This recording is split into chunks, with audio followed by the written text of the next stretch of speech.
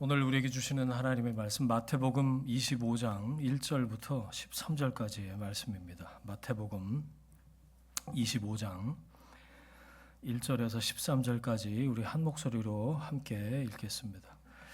그때 천국은 마치 등을 들고 신랑을 맞으러 나간 열 처녀와 같다 하리니 그 중의 다섯은 미련하고 다섯은 슬기 있는 자라.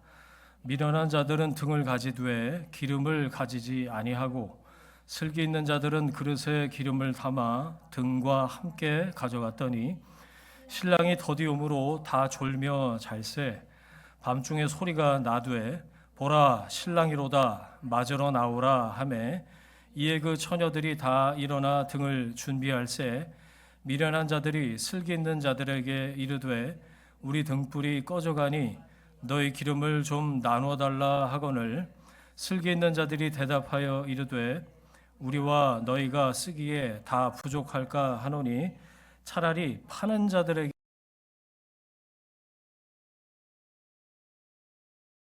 신랑이 오므로 준비하였던 자들은 함께 혼인잔치에 들어가고 문은 닫힌지라. 그 후에 남은 처녀들이 와서 이르되 주여 주여 우리에게 열어주소서. 대답하여 이르되 진실로 너희에게 이르노니 내가 너희를 알지 못하노라 하였느니라. 그런즉 깨어있으라. 너희는 그 날과 그때를 알지 못하느니라. 아멘. 슬기로운 신앙생활이라는 제목으로 말씀의 은혜 함께 나누겠습니다. 말세야 말세 이런 말 들어보셨죠? 주로 어른들이 이 버릇없는 아이들의 행태를 보면서 도저히 이해가 안 되는 그런 세태를 보면서 혀를 끌끌끌 차면서 하는 말인데 혹시 여러분 쓰기도 하셨어요? 말세야 말세. 제가 볼 때 한 60대 이상 이렇게 많이 쓰시는 것 같은데 성경적으로는 말세가 언제일까요? 성경 퀴즈예요, 여러분. 성경에서 말하는 말세는 언제일까? 세상의 끝. 교회에서도 아마 종종 들어보셨을 텐데 말세 지말이라는 말. 세상의 끄트머리 중에서도 끝이다 이런 말인데 성경에서 말하는 말세는요. 예수님 초림 때부터 예수님 재림하시기 전까지 그 전체 기간을 말세라고 그래요. 그러니까 뭐 1900년대, 2000년대 갑자기 뭐 전쟁과 기근과 뭐 여기저기서 못 살겠다는 소식이 막 증폭이 되고 곧 주님 오실 것 같고 그래서 말세 얘기 아니고요. 주님이 이 땅에 처음 오셨던 때부터 주님이 다시 오실 때까지를 전체를 성경에서 말세라고 합니다. 그러니까 이미 말세는 시작됐어요. 주님이 이 땅에 다시 오실 때까지 그때가 그 전체 기간이 말세인 거예요. 그러니까 예수님 이후 여러분 전부 다 예수님보다 우리는 나이가 적습니다. Before Christ. 우리는 BC에 살지 않아요. AD, 아노 도미니. AD를 살고 있는 우리들은 사실 태어날 때부터 말세였던 거예요. 다시 오실 주님을 기다리면서 우리가 지금 살고 있잖아요. 그래서 성경에서 이런 표현 써요. 이미 왔지만 아직 오지 않았다. 이미 왔지만 아직 오지 않은 이 마지막 때를 어떻게 살 것인가. 오늘 제자들을 모아놓고 예수님이 특별히 당부하시는 말씀이 말세를 살고 있는 오늘 우리들에게 주시는 말씀인 줄 믿습니다. 자, 1, 2절 다시 보세요. 같이 한번 다시 읽겠습니다. 1, 2절 시작. 그때 천국은 마치 등을 들고 신랑을 맞으러 나간 열 처녀와 같다 하리니 그 중에 다섯은 미련하고 다섯은 슬기 있는 자라. 그래서 열 처녀 비유예요. 그 당시 이스라엘의 결혼 풍습을 알면 도움이 되는데 낮에는 더워서 그랬는지 주로 밤에 결혼식을 했답니다. 한밤중에. 우리는 낮에 해야 점심도 같이 먹고 뭐 이렇게 손님도 많이 오고 그래서 주로 낮에들 많이 하잖아요. 그런데 그때는 주로 밤에 결혼식을 했다네요. 한밤중에 신랑이 그래서 신부 집에 신부를 데리러 오는 것으로 세리머니가 시작이 되는 거죠. 그러면 이제 신부 들러리들이 신랑이 올 때 어떻게 해요? 신부 대신 불을 켜고 밤이니까 깜깜하니까 불을 켜고 신랑을 맞이하는 겁니다. 신부의 들러리 열처녀의 신분이에요. 신부의 들러리. 열처녀가 그렇게 신랑을 맞으러 나갔는데 오늘 이야기 5명은 횃불만 가지고 나갔고 또 다른 5명은 횃불에다가 기름이 부족하면 기름을 다시 리필을 해갖고 묻혀갖고 계속해서 불을 밝혀야 되니까 기름을 준비했다. 그래서 기름 준비한 사람은 어때요? 슬기롭고 다른 5은 그 반대말 미련하다. 자, 결말이 뭐냐? 깨어 있어라. 그리고 졸더라도 기름은 준비하고 있어라. 아주 심플한 얘기입니다. 모르는 사람 없어요. 여기 나오는 또 두 번째 성경 퀴즈. 여기 나오는 10명의 처녀가 누굴 얘기하는 걸까요? 신부 들러리라고 말씀드렸어요. 자, 보세요. 신부가 10명이 아니에요. 그렇죠? 신부가 10명이 아니에요. 신부 들러리가 10명인데 신부 들러리가 해야 될 일은 뭐죠? 신부 들러리의 사명. 불을 켜고 신랑을 신부 대신 맞이하는 거예요. 신랑이 올 때까지 그래서 횃불을 켜고 기다리는 거예요. 신부에게로 신랑이 오는 길을 밝혀주는 거. 그게 사명이라고요. 그래서 신랑이 기쁘게 신부를 맞이하고 데려가도록 하는 역할이 10명 들러리의 사명입니다. 뭐 횃불 들고 뭐 불놀이를 하겠어요? 칼싸움을 하겠어요? 그러니까 나한테 여러분 무엇 때문에 나한테 횃불이 주어졌는지 이걸 먼저 생각을 한다면 불이 꺼지면 안 되는 게 제일 중요하단 말이에요. 자, 신부 들러리한테 제일 중요한 게 뭐라고요? 불이 꺼지지 않도록 불 관리를 잘하는 거예요. 기름을 계속 리필하는 거예요. 이 상태를 계속 유지하는 거 언제까지? 신랑이 올 때까지. 언제 올지는 몰라.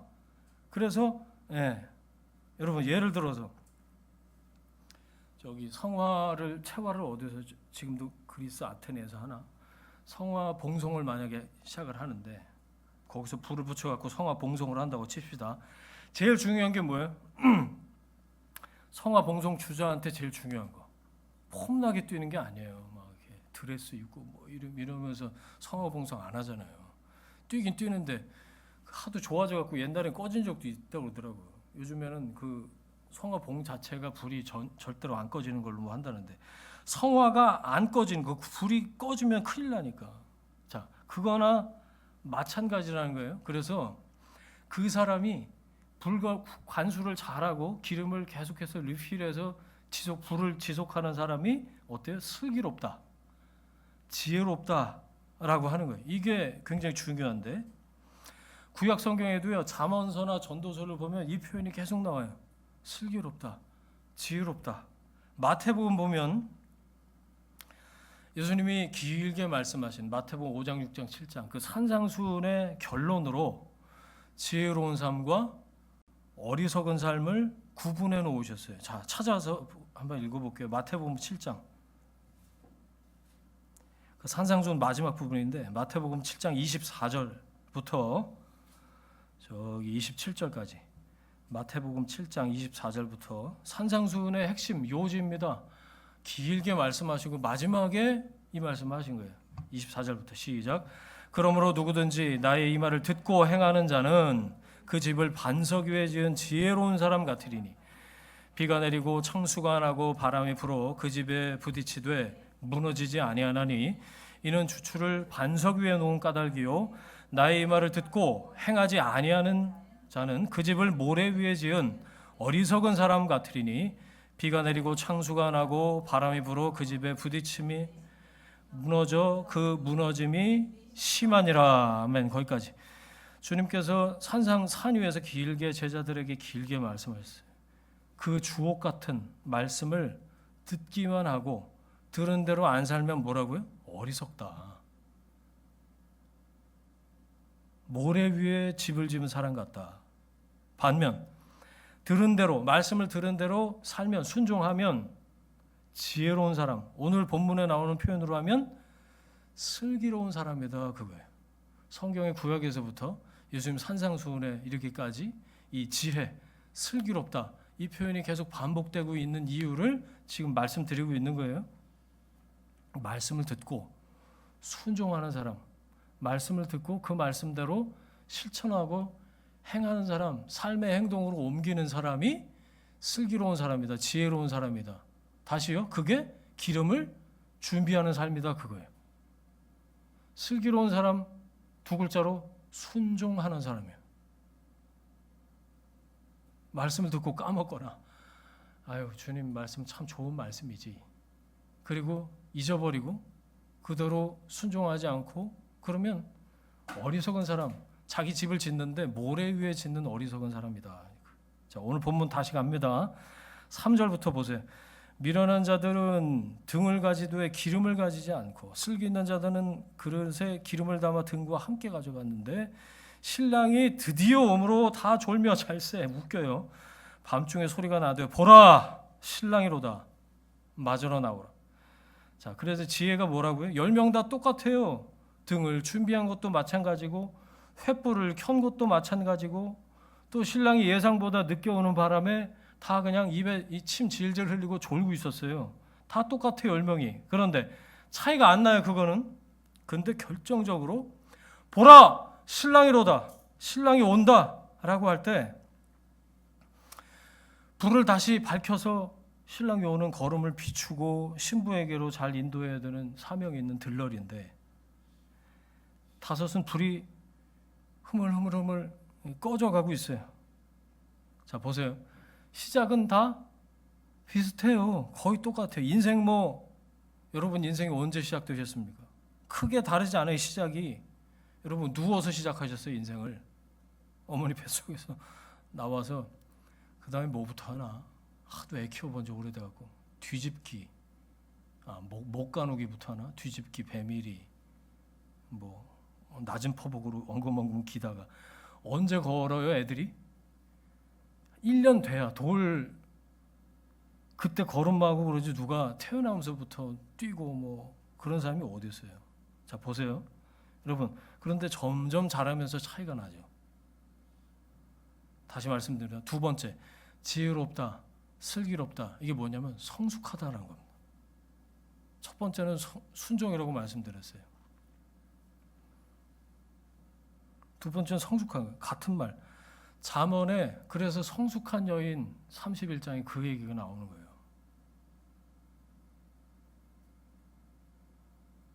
자 7절 이하를 읽습니다. 이에 그 처녀들이 다 일어나 등을 준비할세 미련한 자들이 슬기 있는 자들에게 이르되 우리 등불이 꺼져간다.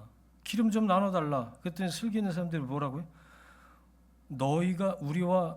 우리가 너희가 쓰기에 다 부족할까 하노라. 그러니까 나눴으면 이거 다 꺼지면 어떡하냐. 차라리 지금 빨리 가갖고 너희 가서 기름집에 가서 기름을 사라. 그랬더니 또 가. 간 사이에 신랑이 왔대. 준비하였던 자들은 함께 혼인잔치에 들어가고 들러리들도 5명은 같이 혼인잔치에 갔다 이거예요. 문은 닫혔다. 10절까지. 웜에.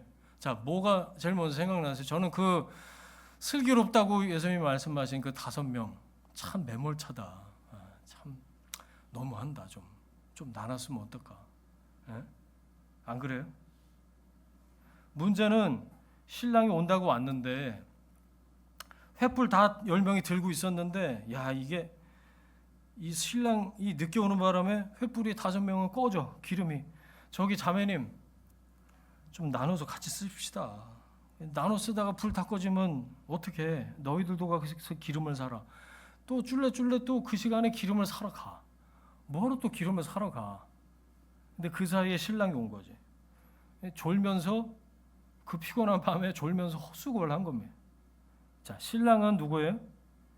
예수님이죠. 근데 신약 성경에 쭉 보면 신부는 전통적으로 그리스도인 또 교회를 얘기합니다. 그런데 여기서는 그리스도인이 신부가 아니에요. 그리스도인은 열처녀예요. 여러분 내가 신부가 아닙니다. 잘 보세요. 여러분 우리 역할은요 들러리예요. 여기서 이 예화 안에서 들러리에 합당하게 사는 것에 대해서 주님 말씀하고 계신데 그게 뭐냐면 슬기롭게 살아라. 첫 번째 순종하고 두 번째 성숙하고 그게 기름을 준비하는 거다. 세 번째를 지금 말씀드리려고 그래요. 불이 안 꺼지게 평상시에 기름을 준비하면서 사는 게 그게 사명이에요. 자, 베드로후서 3장 11절 12절 암송하셨어요? 너희가 어떤 사람이 되어야 마땅하냐? 거룩한 행실과 경건함으로 하나님의 날에 임하기를 바라보고 간절히 사모하라. 거룩한 행실과 경건함, 거룩함, 성결함. 여러분, 이게 기름이에요. 기름을 준비한다. 어떤 사람이 되어야 마땅하냐? 베드로가 힌트를 주고 있어요. 하나님의 날이 임하기를 바라보고 간절히 사모하는 사람인데 그냥 횃불만 들고 있으면 안 된다. 기름을 준비해야 되는데 이 정말 말세를 주님 다시 오시는 것을 준비하는 삶은 거룩한 행실과 경건함으로 사는 라이프 스타일을 갖추는 겁니다. 거룩한 삶, 성결한 삶, 그게 기름을 준비하는 거예요. 근데 성경에서 이제 기름을 여러 가지로 해석을 해요. 누가 이러더라고요. 기름은 성령 아니냐? 맞는 말이에요. 그런데 그게 어디로 가냐면 성령으로 뜨겁게 성령이 뜨겁기만 하신 게 아닌 건 아닌데 성령 그러면 무조건 뜨겁게 불로 그래서 막 이 말씀을 기름을 준비해야 된다 그러면서 365일 철야 360일까지는 안 해봤는데 방언으로 막 하루 왼종일 기도하면서 신비 체험만 구하고 여러분 그게 아니라는 거예요. 기름은 여기서 그리스도인으로서 구별된 삶의 모습, 성결한 거룩한 삶의 태도를 말하는 겁니다. 한 가지 좀 말씀드리고 싶어요. 너무 치우친 그런 신앙의 스타일이 많아요. 은사 그리고 신비 체험에 치우치면요, 제가 보니까 집안일도 안 해. 맨날 기도원에 가 있거나. 그러니까 뭐 출근할 새가 어디 있어요? 출근도 안 하고 기도만 하던데요. 그건 문제입니다, 여러분. 기도도 해야지. 기도만 하는 건 문제예요.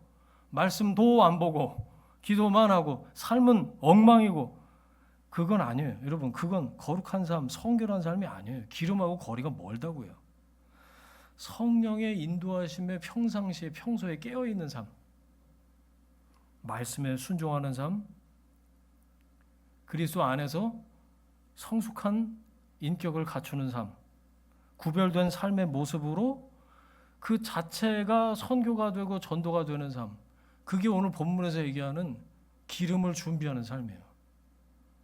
평소에 이렇게 사는 게 그 잉여의 기름을 항상 준비하고 사는 사람이라 그 얘기죠. 늘 엉망으로 살다가 아무렇게나 살다가 주일날 한 번 올 때 경건한 채 하고 오는 게 이건 기름이 없는 거나 마찬가지다. 슬기로운의 반대, 어리석은 미련한 이 다섯 처녀의 현대판이 썬데이 크리스찬이다. 지난 설 연휴 때죠. 우리 신방 예배 2번 드린 게 정확하게 날짜가 지금 기억이 안 나는데 어쨌든 그 날인데 집으로 그 경찰서에서 뭐가 하나 날아왔어요. 그 다른 차가 이게 제 차를 운행하는 걸 블랙박스로 찍은 걸 신고를 했나 봐. 근데 제가 우회전을 이렇게 제 블랙박스에 그 날짜를 찾아서 봤지. 우회전을 이렇게 했는데 좀 급하게 한 것 같아, 내가 봐도. 근데 이 사람이 이제 직진을 하다가 앞에서 너무 이제 급하게 하니까 제 차를 이렇게 피해가면서 빵 하고 피해갔어요. 그때는 몰랐지, 그런가 보다. 근데 5만 원짜리 딱지를 받고 나니까 이제 배움이 되는 거예요. 이렇게 운전하는 스타일도 좀 이제 습관으로 굳어져 있는데 좀 바꿔야겠다. 너무 급하게 하면 안 되겠구나. 다른 사람이 블랙박스로도 신고를 하는구나. 그걸 처음 알면서 다시 배우게 됐고, 한 명의 그리스도인으로 이 시민으로 어떻게 살아야 될지도 다시 한번 생각을 하게 된 계기가 됐어요. 5만 원 내고 잘 배웠죠. 여러분, 슬기로운 다섯 처녀, 기름을 준비한 사람이다. 순종하는 사람, 성숙한 사람, 또 성결한 사람. 주님이 우리에게 말씀하시는 삶의 태도, 요구하시는 삶의 모습이 뭔가 이걸 생각을 해보게 됐단 말이에요. 여러분, 다른 사람 어떻게 사나 눈치 보면서 내가 막 신부 화장하고 자기만 신부야, 내가 꼭 주인공이어야 돼, 이런 말씀 보면 나하고 신부하고 동일시를 해요. 들러리들은 남은 다 들러리 만들어. 그래서 10명의 처녀는 나하고 상관없지. 아니라니까요. 여기서 말하는 들러리는 우리예요. 우리 그리스도인을 10명의 처녀라고 얘기하는 거예요. 나에게 맡겨진 소임이 뭐라고요? 기름을 준비하면서 사는 거예요. 신랑 되신 예수님이 오실 때 기름을 준비하면서 길을 밝히는, 주님의 오심을 예비하는 사람. 꼭 내가 모든 결혼식의 주인공이어야 돼요? 그런 문제가 많은 겁니다. 그건 제정신이 아니에요, 여러분. 우리가 회복해야 될 거는 어쩌면 들러리 의식이 아닐까 싶었어요. 나는 주인공이야, 나는 신부야, 나는 어디서든지 가장 화려한 드레스를 입고 내 사명은 그거야, 드러나야 돼, 앞자리에 있어야 돼, 스포트라이트를 받아야 돼. 아니요. 우리는 자꾸 나 자신을 신부 자리에 갖다 놓고 예수를 신랑 삼고 다른 사람들을 주변 인물로 만드는 데 익숙해요. 나도 모르게. 철석같이 내가 신부라고 믿습니다. 나에겐 신부의 사명이 있어. 주님이 아니라고 그러시는데도 나는 신부야.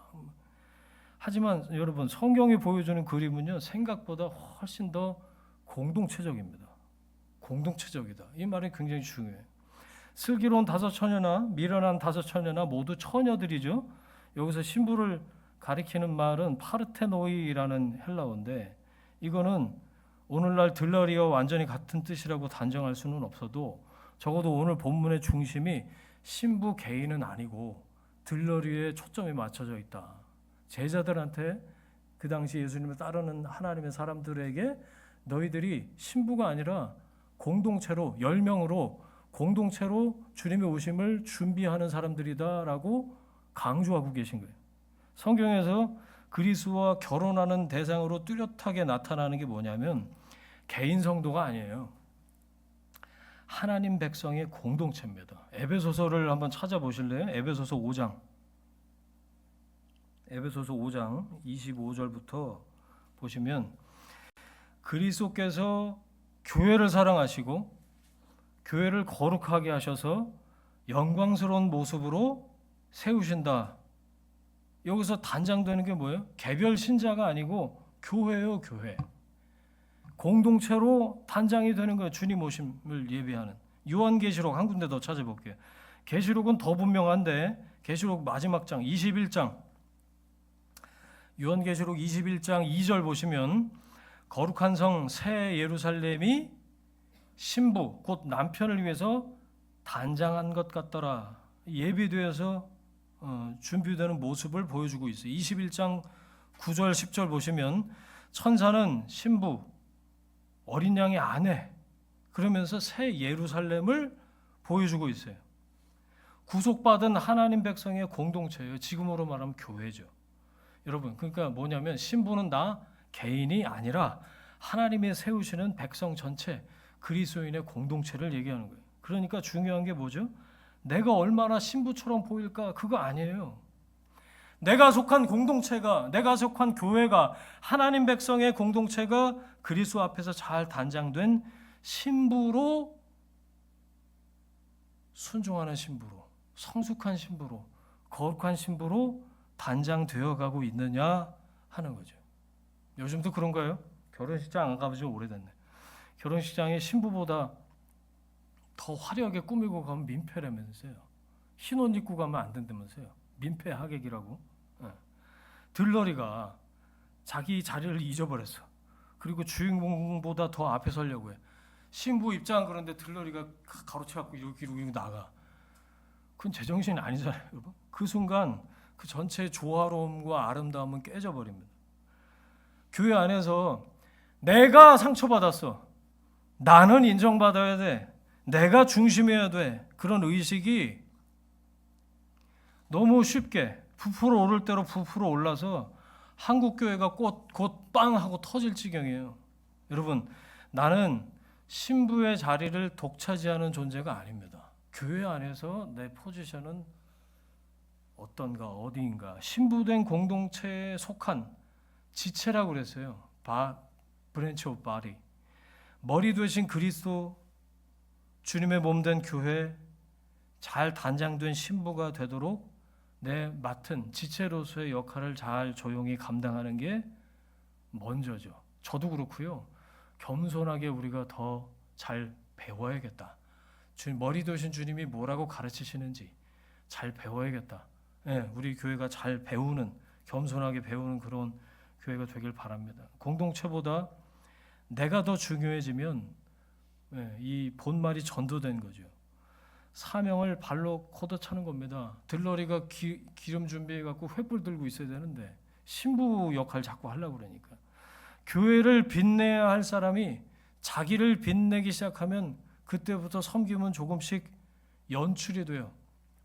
그런 척하는 거죠. 주제 파악해야 돼요. 나 개인이 신부가 아니다. 그 신부된 공동체에 붙어있는 한 사람이다. 내 역할은 나를 너무 드러내는 데 있지 않다. 나만 꾸미는 데 있지 않다. 내가 상처받았어. 나는 인정받아야 돼. 여기에 포커스를 두면 안 돼요. 교회가 그리스도 앞에서 아름답게 서도록 나는 충성하라고 주님 나를 이 공동체로 부르신 것. 자기가 너무 드러나면 민망한 거예요. 조용히 제자리를 지키는 게 오히려 아름답다. 우리 교회 공동체도 마찬가지고 여러분이 속한 일터 공동체도 그렇고 가족 공동체에서도 저는 마찬가지라고 생각해요. 자, 말씀 정리하겠습니다. 오늘 설교 제목이 슬기로운, 예전에 재밌게 봤던 그 TV 시리즈 중에 슬기로운 뭐식인데, 슬기로운 신앙생활, 이거 같이 하자고 오늘 본문 보면서 설교 제목을 이렇게 잡았어요. 여러분, 지혜로운, 슬기로운 그 믿음이 점점 더 깊어지시길 주의 이름으로 축원합니다. 순종하는 사람, 그게 기름을 준비하는 거다. 주님 안에서 점점 더 성숙해서, 성숙한 거 딴 거 아니죠. 다른 사람을 배려하는 겁니다. 세 번째, 거룩하고 성결한 삶, 구별된 삶. 주님께서 그걸 원하신다고 생각해요. 성경에서 이렇게 가장 잘 살았던 사람, 그럼 누가 떠오르세요, 여러분? 처녀는 아니에요.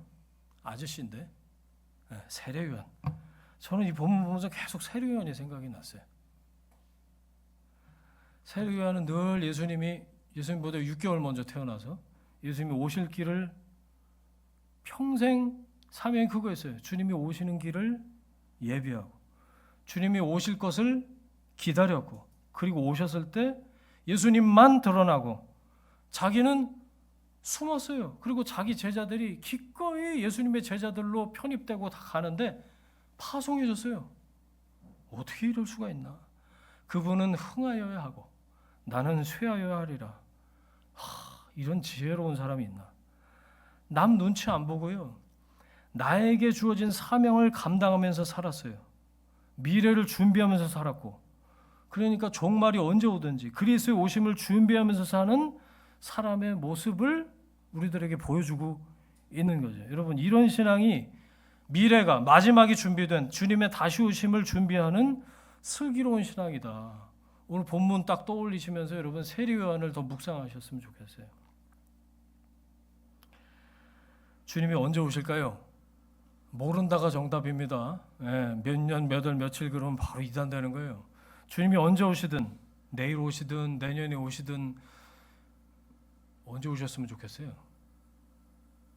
작년까지는 주님, 내일이라도 오시면 좋겠습니다. 그런 기도를 종종 했는데, 솔직하게. 근데 일단은 이 건축비 갚아야 돼요, 빨리.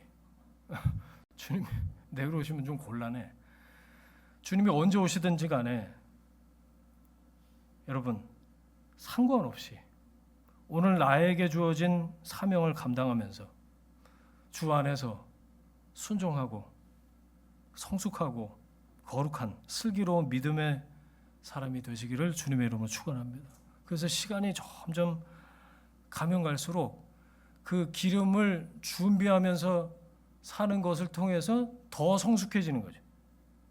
그런즉 깨어있으라. 깨어있으라. 그날과 그때는 아무도 알지 못한다. 하루 동안에 무슨 일이 일어날지 아무도 모른다. 그 뒤에 나오잖아요. 그런 분 봤는데 어떤 장로님 아침에 나갔는데 저녁에 못 들어오셨어요. 그럴 수 있죠. 여러분 개인의 종말이 언제인지 아무도 몰라요. 멀쩡히 출근했는데 그날이 인생 마지막 출근일 수도 있잖아요. 제가 괜히 재수없는 얘기하는 게 아니라 이렇게 불현듯 찾아오는 개인의 종말이든지 아니면 이 사회와 온 세상의 마지막이든지 이 마지막 때를 깨어서 준비하면서 사는 것보다 더 슬기로운 지혜로운 삶은 없다라는 거예요. 여러분 어떤 상황에서든지 주님 다시 오시는 것을 준비하면서 사는 슬기로운 지혜로운 성숙한 믿음의 사람이 되시기를 주님의 이름으로 축원합니다. 아멘. 함께 기도하겠습니다. 이 시간에 주신 말씀 붙잡고 우리 결단하면서 한번 같이 기도할까요? 같이 기도합니다. 하나님 감사합니다. 오늘 말씀으로 우리를 깨닫게 하시니 감사합니다. 슬기로운 신앙생활 주님이 이 마태복음 25장에 나오는 이 말씀으로 제자들을 가르치셨듯이 마지막 때를 살고 있는 주님 우리들에게 어떤 삶을 살아야 되는지 주님 교훈해 주시고 말씀해 주시니 하나님 감사합니다. 하나님 기름을 준비하면서 사는 주님의 다시 오심을 준비하면서 사는 믿음의 사람들 될 수 있도록 은혜 베풀어 주옵소서. 말씀을 듣고 순종하는 믿음의 사람이 되길 원합니다. 주여 주 안에서 점점 더 성숙해가는 성숙한 신앙인이 되기를 원합니다. 주님 우리 각 사람이 공동체를 먼저 생각할 줄 아는 성숙한 사람이 되길 원하고 주여 그렇게 슬기로운 하나님의 사람으로 거룩한 삶 성결한 삶을 살아서 주께 영광이 되고 주님의 다시 오심을 준비하는 그런 삶을 살아갈 수 있도록 우리에게 인도하시고 우리 모두를 인도하시고 역사하여 주옵소서. 이제는 우리의 주인 되신 예수 그리스도의 은혜와 하나님 아버지의 사랑과 성령님의 동행하심이 주님의 다시 오심을 기다리면서 맡겨진 사명을 기꺼이 행복하게 감당하고 슬기로운 신앙인으로 함께 성장하고 성숙하길 원하는 하나님의 사람들 위해 그들의 일터와 가정과 자녀들 위해 지금부터 영원까지 함께 하시기를 간절히 축원하옵나이다. 아멘.